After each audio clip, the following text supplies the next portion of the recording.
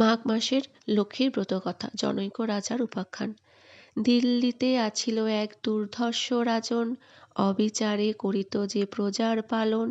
এইরূপ অত্যাচারে দিন গত হয়, তবু সে রাজার নাহি জ্ঞান উপজয়। একদিন দৈবযোগে ভিক্ষু এক আসে, ভিক্ষা আসে চায় সেই রাজার সকাশে। মুষ্টি ভিক্ষা প্রার্থী হয়ে রাজারে জানালো, রাজা তারে বেত্রাঘাত করিতে বলিল। ক্রোধে অগ্নি শর্মা ভিক্ষু দিল অভিশাপ, বিনা দোষে প্রহারিলে পাই মনস্তাপ। আমারে তখন তুমি চিনিতে পারিবে, লক্ষ্মী ছাড়া হয়ে যাবে পথেতে ঘুরিবে। এত বলি ভিক্ষুতরা অন্তরিত হল, সঙ্গে সঙ্গে রাজলক্ষ্মী বিদায় লইল।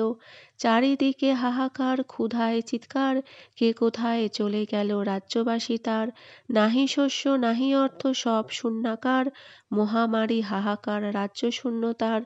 এতদিনে দর্পরাজার চূর্ণ হয়ে গেল, কিসে পাব পরিত্রাণ মনেতে চিন্তিল।